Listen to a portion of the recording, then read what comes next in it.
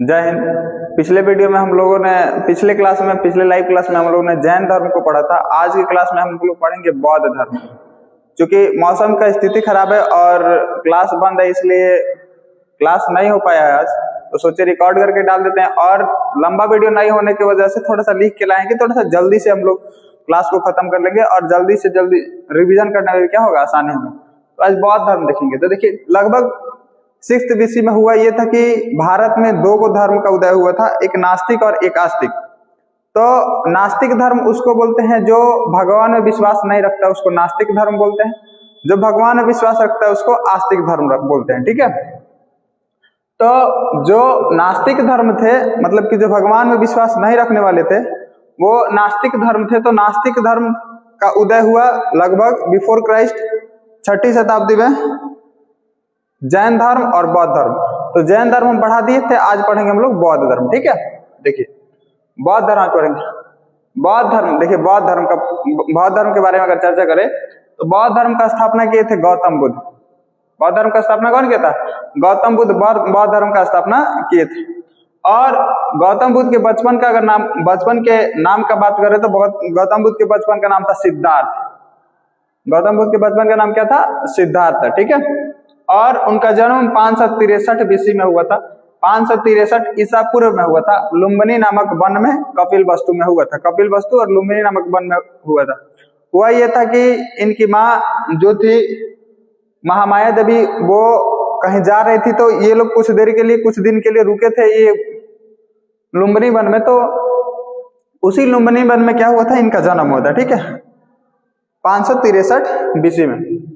तो गौतम बुद्ध का जन्म 563 BC में हुआ था लुम्बिनी वन में कपिलवस्तु में। उनके पिता का नाम था सुदोधन, जो कि शाक्य कुल के एक मुखिया थे और एक राजा भी थे। तो उसके जो शाक्य कुल के मतलब कि एक मुखिया थे, जो एक राजा भी थे। और माता का नाम था महामाया देवी। क्या नाम था? महामाया देवी, जो कि एक कोलिया वंश के थे। उनके पत्नी का नाम था यशोधरा। देखिए, थोड़ा सा कंफ्यूजन रहता है कि जैन धर्म में उनकी पत्नी का नाम था यशोदा और इसमें यशोधरा, तो थोड़ा कंफ्यूजन रहता है। तो जब भी आप लोग पढ़िएगा तो कंपेयर दोनों को करके पढ़िएगा। तो उनकी पत्नी का नाम था यशोधरा। ठीक है। 16 वर्ष की आयु में गौतम बुद्ध का विवाह हुआ इनसे। जब विवाह हुआ तो इनका एक पुत्र हुआ था जिसका नाम था राहुल। क्या नाम था? राहुल।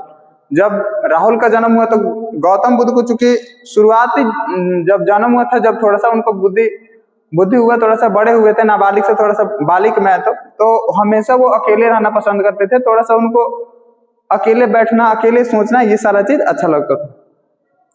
तो एक बंधन में तो बंध गए थे विवाह करके, और जबरदस्ती 16 वर्ष की आयु में तो विवाह करवा दिया गया। और उसके बाद उनका पुत्र भी हुआ जिसका नाम था राहुल। क्या नाम था? राहुल। जब राहुल का जन्म हुआ तो गौतम बुद्ध सोचे कि अरे ये क्या हो गया। तो राहुल का अर्थ होता है एक और बंधन। तो गौतम बुद्ध सोचे कि और एक बंधन हो गया, इससे तो मैं सामाजिक जीवन में और मैं बंधते जा रहा हूँ, दिक्कत हो सकता है। और उनको अकेले रहना पसंद है। और एक चीज याद रखना है थोड़ा सा कि गौतम बुद्ध की जो सौतेली माता थी, उनका नाम था प्रजापति गौतमी। चूंकि रीजन ये हुआ था कि जो उनकी माता थी महामाया देवी, तो जब इनका जन्म हुआ था उसके 7 दिनों बाद क्या हुआ था कि उनका महामाया देवी का मृत्यु हो गया था। और प्रजापति गौतमी जो थी वो इनकी मौसी थी। तो इनकी मौसी से क्या करते हैं कि विवाह कर लेते हैं ये सुदोधन, और प्रजापति गौतमी ही इनका पूरा पालन पोषण पूरा जिंदगी भर करती हैं। ठीक है। 7 दिनों के बाद इनकी मृत्यु के बाद प्रजापति गौतमी ही इनका जीवन का जो भी पालन पोषण था ये सब संभालती है। तो उनके सौतेली माता का नाम था प्रजापति गौतमी, जो कि क्या थी? उनकी मौसी थी। देखिए, गौतम बुद्ध हमेशा घर में रहे, हमेशा उनके पिता चाहते थे कि वो एक बहुत बढ़िया राजा बने, बहुत अपने साम्राज्य का देख रेख करे, लेकिन उनके मन में ये सारा चीज नहीं चलता था। उनके मन में बस एक ही चीज चलता था कि मैं अकेले रहूं। मतलब उनको अच्छा ही नहीं लगता था ये सब सामाजिक जीवन। तो जब गौतम बुद्ध हुआ ये कि गौतम बुद्ध एक बार घर से बाहर निकले तो उन्होंने 4 चीज को देखा, 4 दृश्य देखा था। पहला दृश्य देखा था वृद्ध व्यक्ति को देखा। तो वृद्ध व्यक्ति जो था ऐसे निवरा हुआ था और चल रहा था। तो उन्होंने सोचा कि भाई ये जो है वृद्ध होना एक सामाजिक जीवन का पार्ट है, सामाजिक जीवन का एक अलग पार्ट है। इसको हर एक व्यक्ति को कैसे ना कैसे गुजारना ही है, ये भी एक दुख का कारण है। दूसरा चीज देखे बीमार व्यक्ति। बीमार व्यक्ति था, जो बहुत बीमार था, परेशान था, जो एकदम परेशान होके एकदम जी रहा था, परेशानी से जी रहा था। तो गौतम बुद्ध सोचे कि भाई जो शरीर है, जो हम लोग का शरीर है, वो बीमारी का एक घर है, बीमारी होना एक तय है, चाहे वो राजा हो या फिर प्रजा, वो बीमारी का शिकार होगा ही होगा। तो दूसरा ये चीज देखे, इसमें भी ये दुख रहे, वृद्ध व्यक्ति को भी देखे तो दुखी हुए और बीमार व्यक्ति को भी देखे तो दुखी हुए।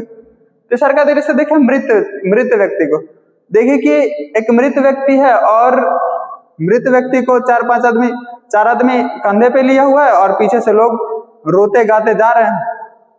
तो ये भी मृत व्यक्ति को भी देखे तो इनको अच्छा नहीं लगा।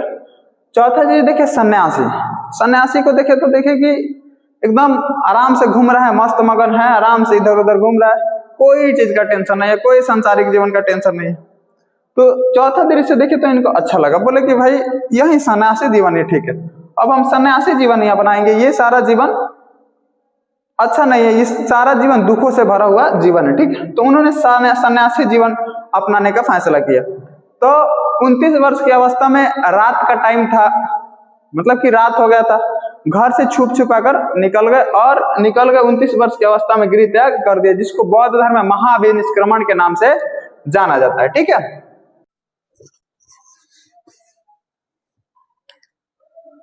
जब गौतम बुद्ध गृह त्याग किए तो क्या हुआ कि जब उन्होंने गए तो सन्यासी जीवन में प्रथम गुरु देखा अलार कलम, प्रथम गुरु उनको मिले अलार कलम, ठीक है। तो अलार कलम जो मिले वो सांख्य दर्शन के क्या थे, आचार्य थे।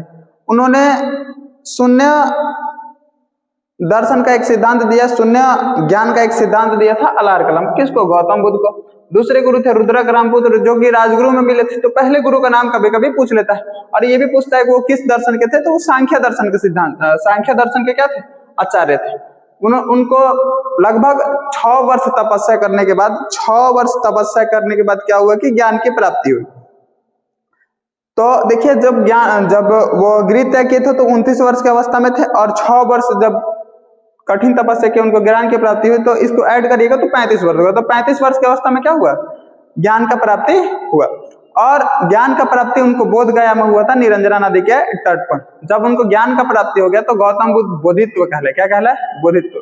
बोधित्व वो वैसे व्यक्ति को बोलते हैं जो जिसको ज्ञान का प्राप्ति हो जाता है, निर्वाण का प्राप्ति हो जाता है, और निर्वाण प्राप्ति के पश्चात वो दूसरे को ज्ञान देता है, दूसरे का मदद करता है, दूसरे का हेल्प करता है, उसके वैसे व्यक्ति को बोलते हैं बोधित्व। क्या बोलते हैं, बोधित्व बोलते हैं, ठीक है।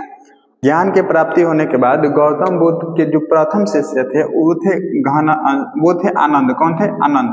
प्रथम उपदेश गौतम बुद्ध ने दिया था सारनाथ में। कहा दिया था, सारनाथ के ऋषिपतन में सबसे पहली बार उपदेश दिया था। उनके प्रथम शिष्य मतलब कि जो प्रिय शिष्य थे आनंद, उनके कहने पर गौतम बुद्ध क्या किए कि बार बार वो रिगिर कर रहे थे कि गौतम बुद्ध से बार बार बोल रहे थे आनंद से कि तो अपना धर्म है, बौद्ध धर्म है, उसमें महिलाओं को एंट्री दे दिया जाए, गौतम बुद्ध बोल रहे थे कि नहीं, अगर एंट्री दे दिया जाएगा तो बौद्ध धर्म का अंत जल्दी से जल्दी हो जाएगा। जो महिलाएं हैं उसका मतलब कि जो बौद्ध धर्म है उसका अंत बहुत जल्दी हो जाएगा। बार बार बोल रहे थे, लेकिन आनंद प्रिय शिष्य था, उनका बहुत बात मानते थे गौतम बुद्ध। इसलिए आनंद के कहने पर क्या किया कि महिलाओं को बौद्ध धर्म में एंट्री दे दिए। और सबसे पहली अगर कोई अपनाने वाली सबसे प्रथम कोई महिला बनी तो बनी प्रजापति गौतमी। कौन बनी, प्रजापति गौतमी। गौतम बुद्ध ने सर्वाधिक उपदेश दिया था श्रावस्ती में। सबसे प्रथम उपदेश सारनाथ में, सर्वाधिक उपदेश श्रावस्ती कौशल में दिया था। अंतिम उपदेश वो दिए थे सुमद नामक शिष्य को था कुशीनगर में।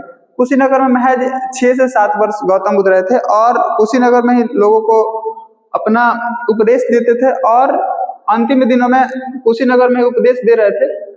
तो कुशीनगर में लगभग 6 से 7 वर्ष रहे। सुमद नामक शिष्य को अंतिम उपदेश दिए। तो अंतिम उपदेश देने के बाद क्या हुआ कि अंतिम उपदेश देती उसके बाद भिक्षा मांग रहे थे, ऐसे ही जा रहे थे, इधर उधर मांग के तो खाते थे वो लोग जो बौद्ध धर्म से संबंधित थे चाहे जैन धर्म से। ये लोग तो गए, एक व्यक्ति जिसका नाम था कुंद नामक एक व्यक्ति था, वो एक पेशे से लोहार था। कुंद नामक व्यक्ति ने क्या किया कि शुकर का मांस गौतम बुद्ध को दे दिया, उनकी थाली में परोस दिया। गौतम बुद्ध का कहना था कि भाई अगर कोई भी कुछ प्यार से दे, प्रेम से दे तो खा लेना चाहिए। तो गौतम बुद्ध क्या किए कि वो आराम से प्रेम से लेकर सुकर मादक नामक भोजन को क्या किया, ग्रहण कर लिए। ग्रहण करने के बाद क्या हुआ कि उनको पेचिस हो गया, डायरिया जिसको बोलते हैं। डायरिया हुआ क्या होगा कि पहले से कुछ कुछ खाते आ रहे थे, सादा सादा खाना, एक बाइक से शरीर एडजस्ट नहीं किया होगा, लगभग 70 वर्ष का अवस्था हो गया था, शरीर एडजस्ट नहीं किया होगा, अतिसार जैसा बीमारी उनके शरीर में उत्पन्न हो गया। और 483 ईस्वी में लगभग 70 वर्ष की अवस्था में गौतम बुद्ध का कुशीनगर में क्या हो गया, मृत्यु हो गया। इसी मृत्यु को या मृत्यु हुआ तो इसी घटना को बौद्ध धर्म में महापरिनिर्वाण के नाम से जाना जाता है, जिसका अर्थ होता है जीवन और मृत्यु के चक्र को क्या कर लेना, सांसारिक जीवन से मुक्त कर लेना। ठीक है, बौद्ध धर्म से जब ये सारा चीज हो गया तो बौद्ध धर्म जो है वो 4 चीज बताया गौतम बुद्ध से संबंधित, कि जो गौतम बुद्ध का जन्म हुआ था उसको चिन्ह से दर्शाया गया, कमल और सांड जैसा चिन्ह से दर्शाया गया। कहीं भी कमल और सांड जैसा चिन्ह मिल जाएगा तो समझिएगा कि गौतम बुद्ध के जीवन को क्या किया दर्शाया गया। गृह त्याग घोड़ा से, चूंकि गृह त्याग करते, जब वो गृह त्याग कर रहे थे तो उनको एक व्यक्ति मिले थे जो बोले थे कि चलिए आपको हम गृह त्याग करवा दे रहे हैं, यहाँ घर से निकाल दे रहे हैं और घर से बहुत दूर ले जाके छोड़ देना, लेकिन वो बोले कि नहीं, घोड़ा से हम नहीं जाएंगे। तो अकेले गए थे, पैदल गए थे, तो गृह त्याग किससे किए थे, घोड़ा से। और ज्ञान की प्राप्ति उनको, गृह त्याग कैसे, घोड़ा से। ज्ञान की प्राप्ति उनको हुआ था पीपल वृक्ष के नीचे, तो ज्ञान को उनको पीपल से या फिर बोधि वृक्ष से ज्ञान को दर्शाया जाता है। ठीक है, प्रथम उपदेश जब दिए थे, सबसे पहली बार उपदेश दिए थे, देखिए यहाँ पे सबसे प्रथम उपदेश सारनाथ में दिए, सारनाथ के ऋषिपत्तनम में।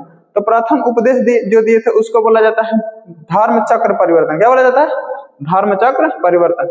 निर्वाण के प्राप्ति को पदचिन्ह बोलते हैं। निर्वाण की प्राप्ति कर लेना मतलब कि ज्ञान के सांसारिक जीवन से हटकर ज्ञान की प्राप्ति कर लेना को निर्वाण का चिन्ह, निर्वाण प्राप्त कर लेना, उसी को बोलते हैं, उसी को दर्शाया जाता है बौद्ध धर्म में पद चिन्ह से। ठीक, मृत्यु हो गया, जब गौतम बुद्ध का मृत्यु हो गया तो स्तूप बनाया गया। ठीक है, बहुत सारे स्तूप बनाया गया था उनके, जहाँ पे उनको दफनाया गया था, तो स्तूप बनाया गया था, तो उसको स्तूप से दफनाते हैं, स्तूप से दर्शाते हैं। तो क्वेश्चन पूछता है कि भारत का सबसे बड़ा, दुनिया का सबसे बड़ा स्तूप कौन सा, तो केसरिया का स्तूप जो बिहार में स्थित है, केसरिया का स्तूप सबसे बड़ा स्तूप केसरिया का स्तूप है। ठीक है, देखिए वो खड़ा, गौतम बुद्ध कैसे खड़ा मूर्ति है, तो स्तूप से दर्शाया जाता है गौतम बुद्ध को, थोड़ा सा ध्यान रख लेंगे। ठीक है, मृत्यु के पश्चात, मृत्यु को किसे दर्शाता है, स्तूप।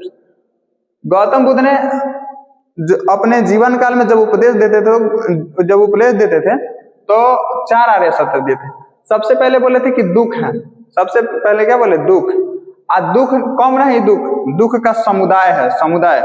और जब दुख का समुदाय है तो उसका निरोध भी किया जा सकता है, जब दुख का समुदाय है तो उसको निरोध भी किया जा सकता है। और चौथा चीज बोले कि दुख का निरोध का मार्ग है। अगर दुख है, दुख का समुदाय है, तो उस दुख के निरोध जो है, उसका निरोध जो है, उसका मार्ग भी है कि कैसे दुख को कम किया जा सकता है या फिर दुख का अंत किया जा सकता है। तो गौतम बुद्ध ने इसी से संबंधित 8 बात बताया था, 8 मार्ग बताया था, जिसको हम लोग बौद्ध धर्म में अष्टांगिक मार्ग के नाम से जानते हैं, या फिर हम लोग भी पढ़ते हैं तो अष्टांगिक मार्ग के नाम से जानते हैं या फिर पढ़ते हैं। तो अष्टांगिक मार्ग को चलिए देखते हैं।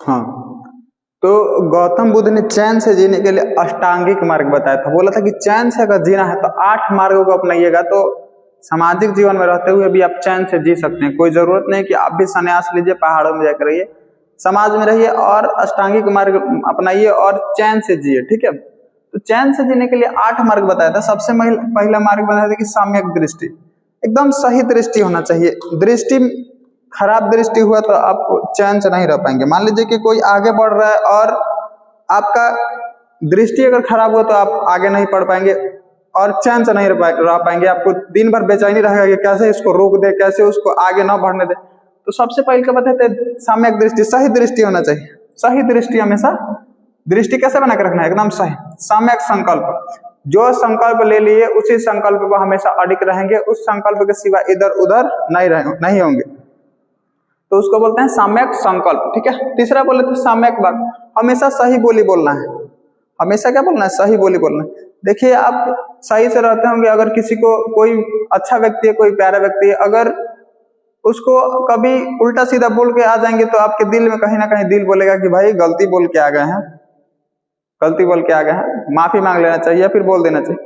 तो इससे भी परेशानी उत्पन्न होती है। तो हमेशा सही बोलना चाहिए, हमेशा क्या बोलना चाहिए, सही बोलना चाहिए, कोशिश करना चाहिए कि हमेशा हम सही बोले, ठीक है। तीसरा है सम्यक कर्म, कर्म हमेशा सही कर्म करना है, गलत कर्म नहीं करना।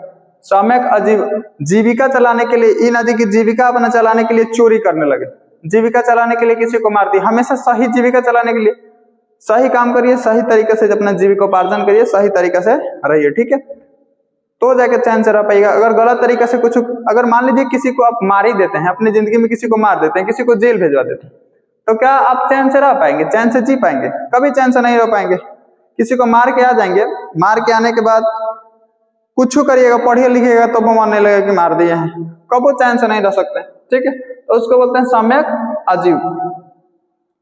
छठा है सम्यक व्यापार, हमेशा व्यापार सही व्यापार करना चाहिए, गलत तरीके से व्यापार नहीं करना चाहिए। व्यायाम भी अगर कर, व्यायाम करना है, व्यायाम भी बहुत जरूरी है, सम्यक व्यायाम, एकदम सही से व्यायाम करिए, नहीं तो उल्टा सीधा व्यायाम करिएगा तो उल्टा सीधा दिक्कत हो सकता है, या फिर करना छोड़ना इससे भी प्रॉब्लम हो सकता है। इसलिए सही तरीके से निरंतर व्यायाम करना है तो निरंतर व्यायाम करते रहिए, जो शरीर को हमेशा क्या रखेगा, स्वस्थ रखेगा। ये भी एक अष्टांगिक मार्ग में से था। सम्यक स्मृति, विचार और कर्म के प्रति हमेशा जागृत रहना चाहिए, इसको बोलते हैं सम्यक स्मृति। आपका जो विचार है और कर्म है उसके प्रति हमेशा जागृत रहिए, इधर उधर मत काम करिए। मान लीजिए कि आपका कर्म है पढ़ाई करना, आप इधर भी कुछ झांक लिए, उधर भी कुछ झांक लिए, तो पता चलेगा कि इधर का भी कुछ नहीं मिला, इधर का भी कुछ नहीं मिला, जो आपका कर्म है वो भी नहीं मिला, तो उसी को बोलते हैं सम्यक स्मृति, ठीक। सम्यक समाधि। आठवां है सम्यक समाधि। सम्यक समाधि मतलब कि मन को एकाग्र करके रखना है, एक जगह रखना है, ये नहीं चार तरफ से देखते रहना, इधर देख लिए उधर देख लिए, तो एकाग्रता बना कर रखना है, ठीक है, उसको बोलते हैं सम्यक एकाग्रता। अष्टांगिक मार्ग हो गया। जैन धर्म के 3 गो रत्न थे, 3 रत्न, जैन धर्म में 3 गो रत्न थे, बौद्ध धम्म असंग। बौद्ध उसको बोलते हैं जो ज्ञान की प्राप्ति कर ले, उसको बौद्ध बोलते हैं। धम्म उसको बोलते हैं जो ज्ञान की प्राप्ति कर ले उसको बौद्ध बोलेंगे। धम्म उसको बोलते हैं जो बौद्ध धर्म के 3 रत्न थे, बौद्ध धम्म और संघ, ठीक है। बुद्ध के मृत्यु के पश्चात क्या हुआ, ये बौद्ध धर्म में 3 गो रत्न दिया था, बौद्ध धर्म संघ, और जब गौतम बुद्ध का मृत्यु हुआ तो उसके बाद क्या हुआ कि बौद्ध धर्म जो था वो 2 भाग में बट गया, एक हुआ हीनयान, एक हुआ महायान।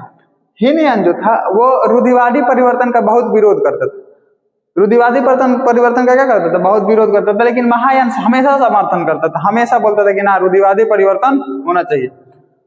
हीनयान जो था वो बौद्ध धर्म को, जो गौतम बुद्ध थे उनको महापुरुष या फिर देवता नहीं मानता था, लेकिन ये महायान हमेशा बोलता था कि बुद्ध जो है देवता है, वो मानव के रूप में क्या लिए, अवतार लिए हुए। हीनयान जो था तीसरा बात बोलता था कि मूर्ति पूजा का विरोध करता था, हीनयान हमेशा मूर्ति पूजा का विरोध करता रहा, लेकिन महायान बोलता था कि नहीं, मूर्ति पूजा का समर्थन, जो महायान था वो हमेशा मूर्ति पूजा का क्या करता था, समर्थन करता था, हमेशा समर्थन देता था, हमेशा मूर्ति पूजा का समर्थन देता था, ये मूर्ति पूजा का विरोध करता था। जो हीनयान था वो दक्षिण भारत, म्यांमार, बर्मा, थाईलैंड, आप लोग देखिएगा कि जो दक्षिण की तरफ, भारत के दक्षिण वाले क्षेत्र हैं, दक्षिण म्यांमार थोड़ा सा उधर हो जाता है, पूरब की तरफ थाईलैंड वगैरह जो हो गया, सिंगापुर, इस क्षेत्र में हीनयान लोग ज्यादा अपनाया। और लेकिन महायान देखिएगा तो ज्यादा उत्तर भारत में देखिएगा, उत्तर भारत के बाद तिब्बत में देखने को मिलेगा, तिब्बत के बाद चाइना में देख सकते हैं, चाइना के बाद और ऊपर जाइएगा तो तिब्बत के बाद और ऊपर जाइएगा तो जापान, इस साइड जाएगा तो जापान देखने को मिल जाएगा, ठीक है। इस तरह क्या हुआ कि महायान का ज्यादा प्रचार हुआ, महायान का ज्यादा प्रचार हुआ। धीरे धीरे क्या हुआ, बौद्ध धर्म कमजोर होने लगा, या फिर बौद्ध धर्म को और बढ़ावा देने के लिए, फिर मजबूत करने के लिए क्या हुआ, संगति की गई।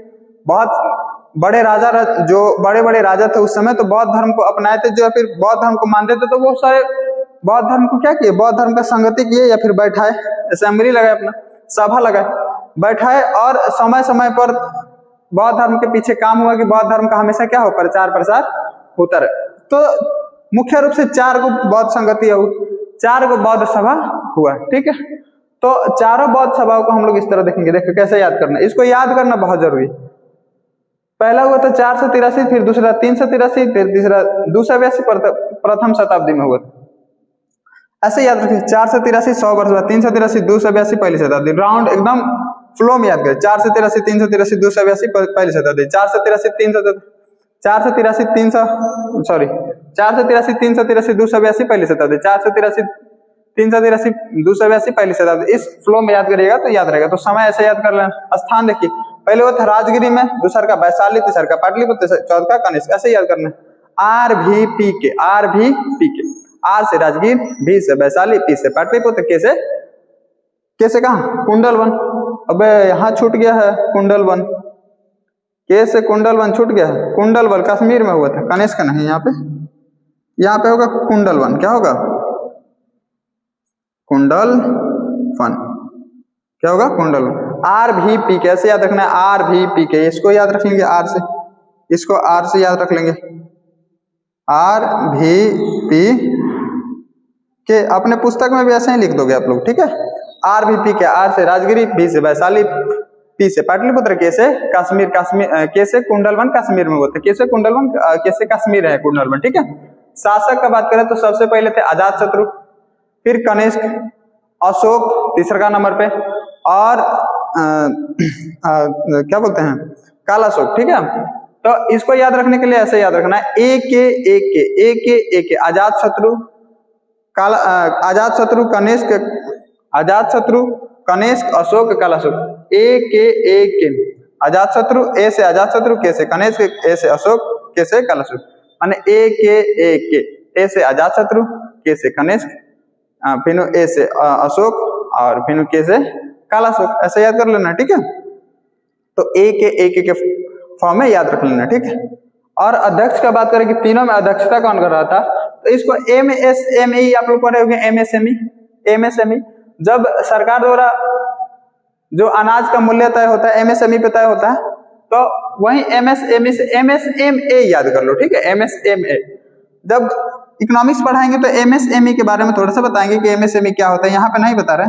इसको याद रखना था MSMA याद कर लो। M से महाकश्यप, S से साबाकामी, M से मुगलीपुत्र, A से अश्वघोष या फिर वसुमित्र भी क्वेश्चन में कभी कभी पूछ लिया जाता है। तो MSMA याद कर लेंगे, इसको याद रख लेंगे। स्थान याद करना है तो RVP के, बुक में भी लिख लेना है जैसे मैं बता रहा हूँ। RVP के, आर से राजगिरी, भी से वैशाली, पी से पाटलिपुत्र, के से कुंडलवन या कश्मीर। अगर शासक का बात करें तो ए के याद कर लेना है, ए से अजातशत्रु, के से कनिष्क, ए से अशोक, के से कालाशोक, ठीक है। उसके बाद शासक हो गया। अध्यक्ष याद रखना है MSMA, M से मुगलीपुत्र, M से महाकश्यप, S से साबाकामी, M से मुगलीपुत्र, A से अश्वघोष या फिर वसुमित्र याद रखना है, ठीक है। ऐसे याद रखना है। 100 वर्ष के अंतराल में 483 383 282 पहली शताब्दी।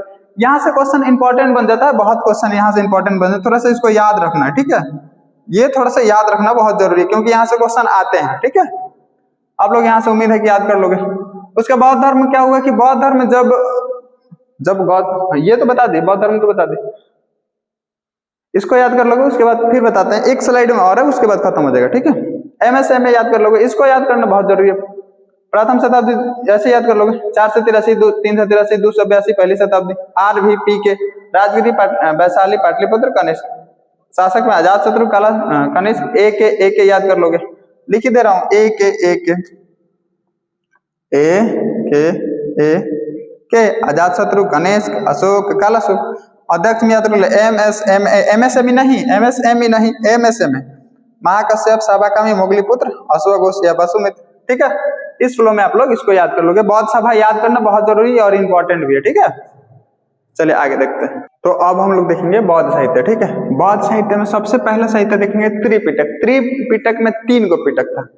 त्रिपिटक में 3 गो पिटक, सुप्त पिटक, विनय पिटक, अभिधंग पिटक। सुप्त पिटक, विनय पिटक, अभिधंग पिटक। देखिए सुप्त पिटक जो था उसमें बहुत बड़ा, सुप्त पिटक जो है वो सबसे बड़ा पिटक है, सबसे बड़ा ग्रंथ है सुप्त पिटक। मतलब बौद्ध धर्म का सबसे बड़ा पिटक कौन सा है? सुप्त पिटक। और सुप्त पिटक में जो बौद्ध गौतम बुद्ध उपदेश दिए उसमें गौतम बुद्ध के उपदेश का चर्चा किया सुप्त पिटक में, ठीक है।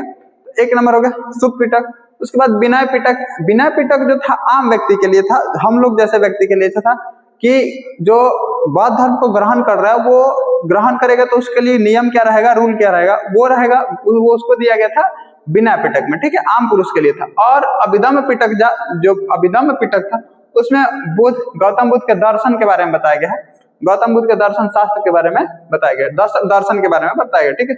जातक कथा, नेक्स्ट देखेंगे जातक कथा। जातक कथा जो था वो गौतम बुद्ध के पुनर्जन्म के बारे में अगर किसी में बताया गया तो वो जातक कथा कहा गया था। उसी जातक कथा में कथा है ये, उसी कथा में लिखा गया कि गौतम बुद्ध का क्या हो सकता है, क्या होगा, पुनर्जन्म हो सकता है, ठीक है। और बुद्ध चरित्र भी गौतम बुद्ध से संबंधित क्या है, बौद्ध साहित्य।